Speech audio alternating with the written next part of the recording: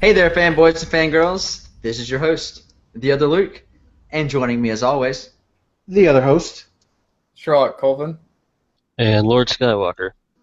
And joining us for the first time, we have a new member among us. Go ahead and say hi, Ryden. Hi, Ryden. Nice. Ryden is going to be joining me on News for Nerds Gaming as well as the podcast. And we have a lot of new content that we're going to be throwing up there, doing a couple different things that haven't been on the channel yet, so should be entertaining. Nice and steamy content. Yeah, got a whole new squad. Get the people Speaking what they of want. squads, Uh-oh. raise Hope your we're hand. not gonna die by the end of this podcast. Yeah, I got this weird shot in the back of my neck. I don't know what it is, but it hurts like a bitch. Yeah, you might want to be careful there. It's okay, just lay back and take it. I'm used to it. Hey, I'm pretty good with my hands. I'm, of course, talking about Suicide Squad. Woo! This podcast just went from PG to PG-13 with Phil. Phil makes everything PG-13. Oh, no filter. What can I say? That's what we're gonna call no filter. I think it's safe to say that, not that I know of, I don't know how young our audience is, but for the most part, I think our audience is around our age, maybe a little older, maybe a little younger. Poll But the I don't audience. poll the audience. Without telling us under 13 your ask your exact parents. age, how old are you? And then tell us your address and social security numbers. Oh, that's messed up. All right, It's all for the podcast. So Suicide Squad, a.k.a. Deadshot and Harley's movie. Yes. Yeah, pretty much. I'm okay with that though. I liked that. Yeah, I there's wanted more Harley and more Joker. It's I want not their a own Joker movie. though. I know, Right. yeah, but I'm just saying, I wanted more Joker. yeah, Joker a lot of movie. people wanted more Joker. I mean- wanted less Joker. Jared Leto wanted more Joker. I think from a lot of the, Maybe if Jared Leto had focused more on his performance and not the publicity that it was creating, we would have gotten a better Joker that was worthy of more screen time. And there's the gauntlet. I just threw it down. Oh my god. I'm totally on Matt's side with that one. I Now- really didn't like Leto that much. Now, here's the thing. I see potential in it, but this is my problem, is he just played crazy. I see Joker as he's crazy, but he's also, like, scheming all the time. And all I just saw was someone who was definitely, like, belonging in a psych ward.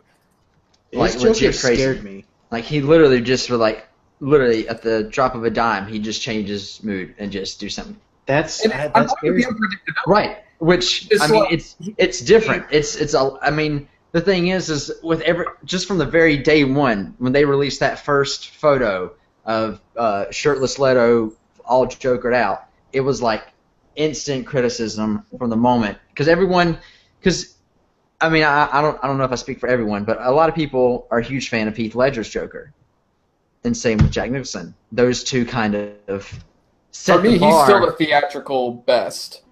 Ledger was. Yes. Mm. And I think so.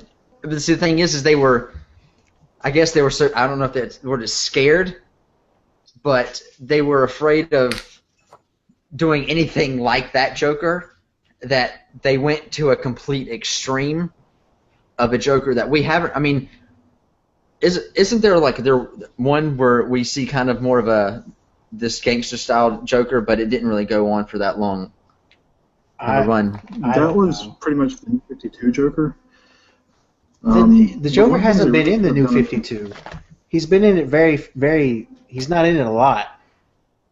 But that was kind of the style that they did. Really what they showed done with Suicide Squad is not have the Joker at all and done more of an assault on Arkham style movie than anything. Mm-hmm. I mean, with as little screen time as Joker had, I feel like it's. And it goes to this other thing. I mean, also spoilers. I don't know if we really spoiled much anything so far, but from now on, we're pretty much going to We be should probably lead with hardcore spoilers. But I was reading this one where they had changed up the script with Harley and Joker's relationship. How they were saying that in the original script it was too abusive, and so they had to go back and change it because they said it promoted abusive relationships, which I thought was a little crazy. Because anyone that's going into this kind of knows the relationship that those two have. Not everyone. You gotta. I mean, I imagine kids were going fairly young. I'm not gonna say young. I kids, would take my kids to this. I mean, exactly. I mean, they get that one clip of Batman and like, oh, we gotta go see it. Mom, I want to go see it. Dad, I want to go see it. Well, Timmy, this movie isn't made for you. There's a lot of stuff in here that you don't need to see. Is in the title. Yeah, but I mean that's why we have DC animation. And those are kind of racy too. Killing Joke, yeah. But that one was like R. So. And did you see Assault on Arkham? You almost see Harley Quinn cartoon boobies. Well, you have to think, in that movie, she actually had a relationship with Deadshot, which they may as well have done in this movie. And that's what they do. That's how it is in the books, kind of. The Suicide Squad, they have a thing for each other. Because Harley and the Joker are no longer together. Mm-hmm. Spoilers. Well, she's had relationships with female characters, too, so, I mean, that's not exactly too far off. Well, just Poison Ivy. That's the only character that they keep kind of hinting at a... but I'm perfectly okay with that. It's there. I'll say this. The one thing I did like about Joker and Harley in the movie was that I actually enjoyed the angle that they took, that he does have a genuine affection for her at some like messed up level. He does have an affection for her and he cares about her. I thought that was a nice kind of twist on the classic kind of like, it's just like he just sees her as a means to an end. And like Tyler said, that wasn't originally the intent with it, but that's something they did in the editing room. Yeah, and I feel like, I can't remember where it was I was reading it about, but they had talked about how much they had filmed of Joker separately, Harley separately, and then things that they had done together. And I'm just wanting to know if Leto and Robbie were made to believe they were going to have more screen time. Like Robbie, she had a lot of screen time, hands down. Like she's the movie. Yeah, but it's kind of more on Leto's side. Like, yeah, we can bash on certain things he did when going into the role and how he's handled certain things with like other casts and stuff, but I still kind of feel like from the way they were promoting it, I feel like he kind of got screwed over a little bit. He did, but at the same time, he really didn't, at least in the cut we were presented with, didn't really serve anything with the story. Like, you could have cut him out with the exception of just like the bits of him and Harley together when they're going over Harley's backstory. And it wouldn't have, like nothing in the plot of the movie would have changed at all. I think what they should have done was, like Phil said, just from the get-go, not even do Joker. Or if you're going to do Joker, have Joker be the villain. Like the main villain. Like, his best use would have been just him coming in at the end the way he does, and that could have been bringing Joker into the movies. The way he saves her at the end, spoiler, that's the best way to do it. Yeah. Like that would have been a cool way to kind of, like, he's not there the entire thing, but that's his little intro. A little tease that you're getting more Joker. Kind of like at the end of The Dark Knight, how we get we just get the playing card. I mean, yeah, this would be a little bit. Batman Begins, my bad. But yeah, I mean, this would be a little bit more. I just wanted him to have it, and I just didn't feel like he did. And what kind of threw me off was he felt very over the top sometimes. And I get that the Joker is an over the top character, but it was just like at times he sounded like Jim Carrey is the Grinch. And I'm just kind of like, what's the purpose of this? Like, I'll say this, though. I love the scene with Harley and him in the chemical plant. That's great. And I like the bit at the end. And I do like when he pulls her up into the helicopter and she's like, "You got dressed up for me?" He's like, "Of course." And he's like, I've got like grape soda and a bearskin rug waiting at home. Like, that's okay. But then it's just like when he's just sitting there like snarling and stuff, I'm just kind of like, I get that you're playing crazy, but there needs to be some sort of like background to it. You know what I mean? Mm-hmm. How about like the nod? Purpose to it. The nod to the Paul Dini Harley Quinn and the '90s cartoon. Mm-hmm. We gotta see that. We gotta see that twice. Oh yeah, it's based off an Alex Ross painting, but I love that they did the Harley costume because I did not think they were going to do it. and it looked Yeah. great. Yeah. They had some screenshots of her pulling it out of the Foot Locker, but that scene where they were dancing. That was pretty cool. Yeah, that was. I got a little happy in my pants Yeah, for that one. a little snoucher, a little feels going on there. Which it's talking about feels and enjoying things. Am I the only one that thought Enchantress was kind of hot? Yes, you weirdo. Definitely. Okay. Nah, It's the eyebrows, man. I'll agree with you. It's the just kind of eyebrows. it's like the like feralness that I'm just kind of like, well, this is it, old boy. I hope you don't mind if I go out speaking the kings. You see, her attractiveness went out the window at the end when she changed forms. She was hot up until the end. Like when she went back to June Moon, or went to like her like Queen of the Damned kind of thing. Queen of the Damned form, her Okay. goddess form, or whatever you want to call it. I didn't mind it, but I'll be honest, I didn't know a whole lot about her in the comics. I wish she had gotten fleshed out a bit more. Mm-hmm. She was 'Cause kind of random. Well, it's one of those things, it's nothing we haven't seen before as far as like we have a single serving villain. I mean, that's kind of a thing that a lot of comic book movies have done, but it was just at the same time like what's like okay, it's very straightforward, but just like couldn't this have built up a little bit more instead of it just like I'm going to build a machine with my brother to destroy the world. Yeah, like you can't just Neanderthal throw it at us. Well, it's just like that, and that's and Marvel's getting a lot better about it, but that's also one of the gripes I've had with like the Marvel movies is it's just like a lot of their villains are kind of single serving, but thankfully with them they're on the Netflix shows like we get Kingpin and what was David Tennant's character's name in Jessica Jones? Kilgrave. Kilgrave, yeah.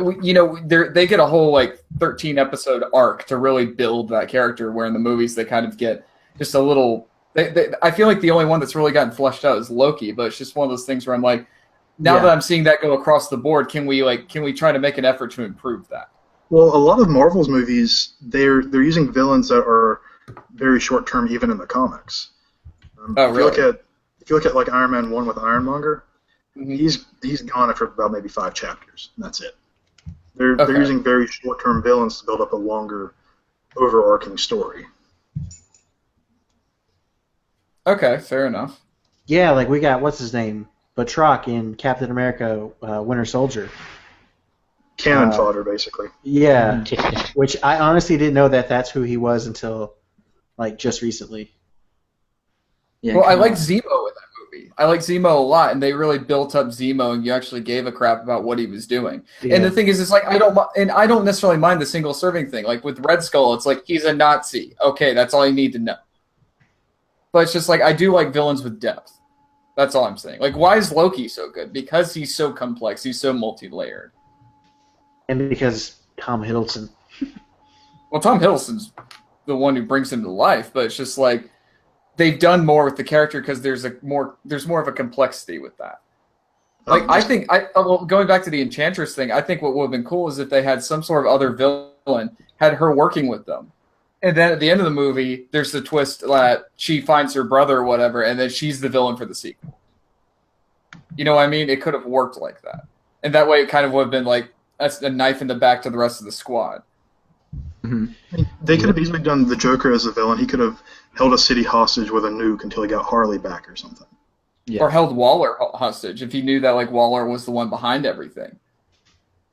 And Harley doesn't know it. And then that way when it comes down to like when they find like, okay, these are the Joker's goons, things are starting to seem weird. And then they get to basically where Waller's being held and Harley sees that it's the Joker and it's like, oh shit, what do I do?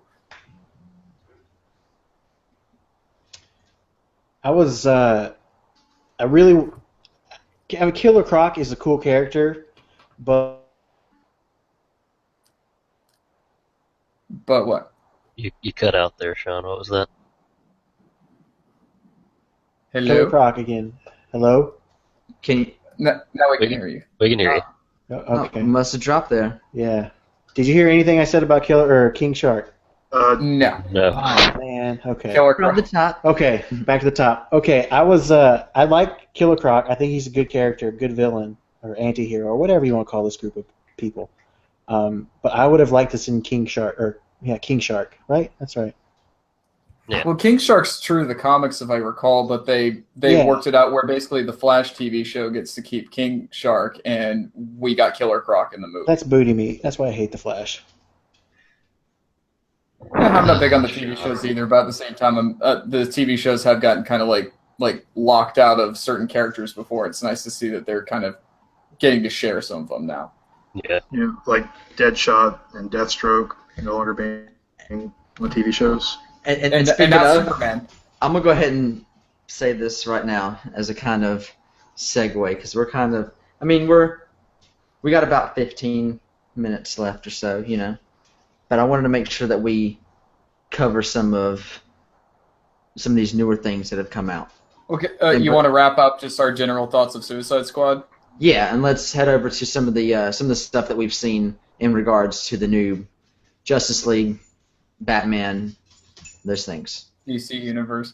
Yeah. I guess we can finish Suicide Squad off by saying, like, you know, all these they got horribly just like negative reviews from all these different sites and critics. So is it deserving of those negative reviews? I don't think No. so. It's not Citizen Kane, but it's like it was entertaining. I had a lot of fun watching it. You know, there were some I got to see Harley Quinn brought to the big screen in a great way. You know, they built up the DC universe, and yeah, it's not perfect, but it was a lot of fun. That's my opinion. I got an idea. Something we should start doing, since, you know, clearly we talk about a lot of movies and shows and things. And pretty much the whole show we talk about what we like, what we dislike, but we never really sum it up. So how about from now on, let's sum up the movies and let's each go around and kind of give our like a simple scale 1 to 5. And Okay. we each kind of put our own number in, and then we'll get the average of that, and that kind of if I can get my English right, get the average score of all of us together, and then that can kind of be like the Fancast score or the Fancast rating or something. Like the general view of the fan cast. Yeah, like we could, you know, even throw it on the cover art or something, like, you know, this movie rating or something along those lines. What do y'all think? That. I Well- can dig that. Well, let's go ahead and what would you guys say for this one? I guess let's just go in order as we introduce ourselves in the beginning and just go from there. All right. Me overall, I'd have to give it a 3.5, just because of with how they even though it was very little with the Joker, I'm still overall pleased with the movie and the direction that it took. You know, there are some things that I dislike as far as cinematography wise, but you know, I don't want to bore you with all those things. But overall, I'd say I'd give it a solid 3.5, just because, and I feel like that could change depending the future of the other films, because depending on how the future movies plan certain things out, it could add more meaning to certain things in Suicide Squad. Okay. So yeah, I don't think I'm gonna have to go into 3.5. I am gonna give it a. Oh man, I had it in my head. I had the reasons too. I'm gonna give it a 4. I enjoyed it. I was happy we got to see Batman. The little we did. Harley Quinn and Joker. I enjoyed their chemistry together. Jared Leto and Margot Robbie's. I was upset about Deadshot. They pulled what they did with Eddie Brock and Spider-Man. How you saw more of Topher Grace than you did of Venom. I kind of wanted to see Will Smith, you know, full gear, not just half-assed eye piece. But I'm glad he and they even threw the little comment. He's like, when I wear it, people die. Dude, you kill people for money. that is your job. Yeah. Well, that's what. Remember, he also goes like, "That's why I like putting it on." Yeah, but he didn't wear it. He wore it like in the very beginning and maybe one other time, and that was kind of. Yeah, and it was a badass mask. Like, Yeah. he looked awesome in it. Yeah, the Like, mask looks really good. dude, I loved it. But anyway, That's all I got to say about that. I'm gonna go with. I'm gonna agree with Tyler. I'm gonna give it a 3.5. Like, I had my gripes with it. Like, I feel like there's potential with Leto's Joker, but I want a little bit more purpose and a little bit more, calculating, like, thought behind it instead of it just being all out crazy. But I just want, and the only thing I was really, really disappointed with was I wanted to see him and Batman actually have a scene together, and they didn't. But that's just something for a future movie, and that's just, it's like, it built up the universe, and it showed that, the DC movies aren't always so dark and dreary. You can have fun with them. Yeah, So yeah, I'm gonna go with a 3.5. And to piggyback that real quick, like the only thing that we got with where Joker and Batman were just sort of in the same area was the Lamborghini shot, and we got that in the trailer. Yeah, And there was that's no one- scene of them actually speaking to one another. Right, and I just feel like that was kind of that was a little bit of a letdown because I felt I'll like say this though: the moment Harley or Joker goes, "We've got company," and then Batman hops on the Lamborghini, and Harley starts shooting up into the roof of it, going, "You're ruining date night!" I had the biggest grin on my face. I'm like, that's what I grew up with. That's Harley. yeah, It's like what I liked about the movie. I really liked, but there's areas that could improve. yeah. I'm gonna have to say I'll go a little further with a 3.75 Oh, because overall, I mean, it wasn't a bad movie by any standards. It didn't deserve nearly the amount of criticism that it got. No. My real gripe is with Laird. Wow, Laird Jetto. Leto's Joker. I really didn't like the portrayal at all. I've got no problem with Jared Leto. He's a fine actor. I just don't like that portrayal. And it was, to me, there's a fine line between being over the top as the Joker and just completely overacting it. And he crossed that line for me a little too much. I'm hoping that, like, with future movies, especially like the Affleck Batman movie, they'll either tone that back or give it a little bit more motivation or give it a purpose or something. But there's the good thing is because he was such a small part in this, there's room to improve and alter the course where necessary. Yeah. So I'm holding out hope. Well, for me, I would honestly, I'm going a little bit lower than you guys. I'm going to give it a solid 3. The movie just seemed kind of all over the place. Nothing really flowed as well as I thought it should have for an ensemble movie. I think the chemistry with the cast is overall pretty good, but yeah, I see what you mean. It was kind of scatterbrained, especially at the beginning. Yeah, it's really the cast that actually saved the score for me. I was actually looking more at a 2.5, but the way everybody acted and the way they portrayed the characters, that did it for me. That's what saved it. The plot just wasn't there for me. I guess what I'm trying to say as far as how the movie flowed. They could have done a lot more. The villain could have been done better, or even saved for the sequel and had a separate villain. There could have been a little bit more backstory to certain characters that we really saw nothing of. I remember nothing about Captain Boomerang except for his love for unicorns. Can somebody tell me anything about Slipknot? He lost his. He died. He was just this little scapegoat. He was like, we they needed to body make sure count. everyone here knows that they could really die. Okay. He was KG Beast in Arkham, Assault on Arkham. Yeah, pretty much. One thing I do want to say, how great was Viola Davis as Amanda Waller? I liked it. I liked it a lot. I certainly hated her the whole time, so she did well. Very much so. So the overall score is a Is it- 3.5 Yep. based on all of ours. Yeah. Oh, So it's check it out. It's good enough to check out to where you could either really like it or you could be slightly disappointed. But That's We're it. excited about it. Go full price if you were on the fence about it. Catch a matinee with a friend. yeah, definitely. I feel it's worth a watch. And if you're wondering, you don't really need to see Man of Steel or Batman versus Superman to completely enjoy this movie. And matter of fact, Like the don't only see thing that Batman is versus really Superman. related is the fact that there's a guy selling T-shirts. It's got Superman on it. There was. Yeah, outside that front office. I don't remember It that. was like, remember when she was going over this like whole monologue talking about the day the Very moon in the beginning. sky showed up. Yeah. No. And he's like holding the shirt, and then he does a slow motion flip around. We remember. But yeah, that's like the only time like really that Superman is mentioned, and then Batman shows up. But even then, you don't really see or hear anything from Batman that you wouldn't understand without seeing the other ones. Is what I guess I'm trying to say. I'd say it's a red box at first, and then decide if you want to buy it after. Oh, I'm buying it. I am too.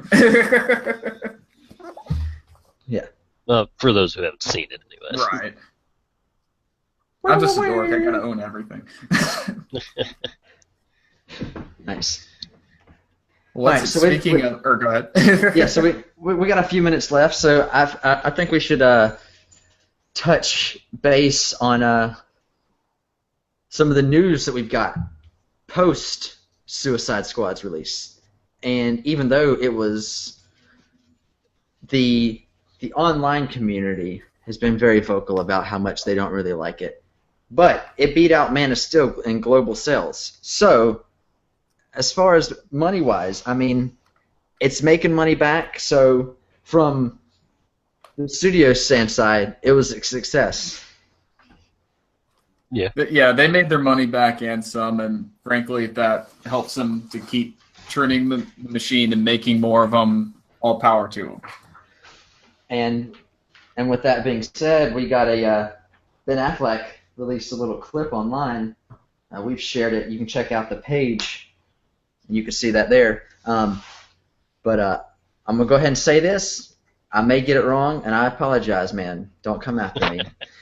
Joe Manganiello. Manganiello.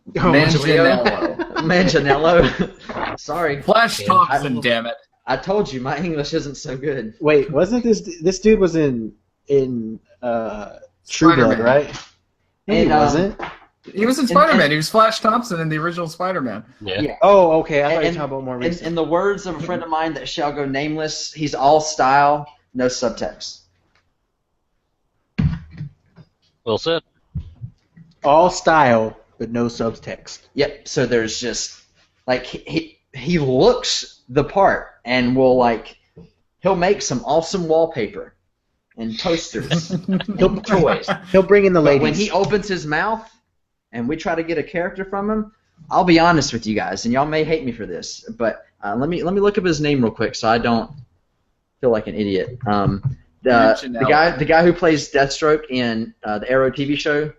Manu Bennett. Yeah, he was also the White Orc in The Hobbit. Like Yeah. I met him, talked to him for a little bit. He is an awesome person, and I think he is an awesome actor as well. And I think he does a great job. And I think that as far as the Deathstroke is concerned, I think the TV universe got the better Deathstroke. But that's just me. Yes. He's going to be a hard one to top for sure.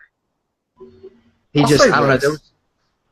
I'll say this, because from what it seems like, he's going to be debuting as the villain in Ben Affleck's standalone Batman movie. And just as you've met Manu, is that how you say his name? Manu Bennett. I haven't met him, but I've worked on a set where Affleck is directing. I've seen how he directs actors. I see how he interacts with crew and whatnot. And I'll say this, if there's anybody who is going to get a performance out of this guy, it's going to be Ben Affleck. Right, and He that's... You've seen The Town, right? Oh, I love The Town. Okay, Blake Lively was known for romantic comedies, and then look at what she did in The Town. What's up, Freaking Skank? amazing. But it's such a huge turn, and she just Right. plays something so different, and it's just like... And that's why Okay. I have a lot of high hopes for the Batman standalone film in itself, just because I really admire what Ben Affleck does as a writer and a director. And I feel that he can, like you said, he can get performances out of people that other people can't. And who knows, he might be able to tap some potential that this guy, that no one's been able to hit. I'll just throw this out there too. Jeremy Renner was nominated for an Oscar for his performance in The Town. Affleck's an actor's director. He can pull a lot of great things out of actors because he knows what it's like to be in the actor's position. Right. And when I was on set and I saw him, he gave a minor bit of direction to this one. It wasn't even a main character; it was an extra, more or less, just to tap his foot. I'll go over the details in a later podcast, but it's just a small detail that turned this whole scene around. The guy knows what he's doing, and like I said, I mean, I haven't read the script. I have no idea what they're doing, and I've seen very little of this actor's work. But if there's anybody that can pull it out of them, it's Affleck. Well, you also think Affleck is also a big comic book fan, and he's had failures in this area before. He's going to do everything he can for this movie. I thought he was absolutely. great as Daredevil. He wasn't the problem with that movie at all, Yeah. if you ask me. Yeah, he actually was a really good Daredevil, though. Just the rest of the movie just... Yeah. It didn't do well. Imagine if he directed the Daredevil movie. Bullseye. I kill you with paper clips. Look, it's me, I'm Colin Farrell, I'm a drunkard. He made me miss. Oh, when Deadshot goes to shoot Harley, I missed. He don't ever miss. I do love that bit when she's like, shoot that woman, you get custody of your daughter, she gets free, and we'll do whatever you want. Oh, she did. Yeah.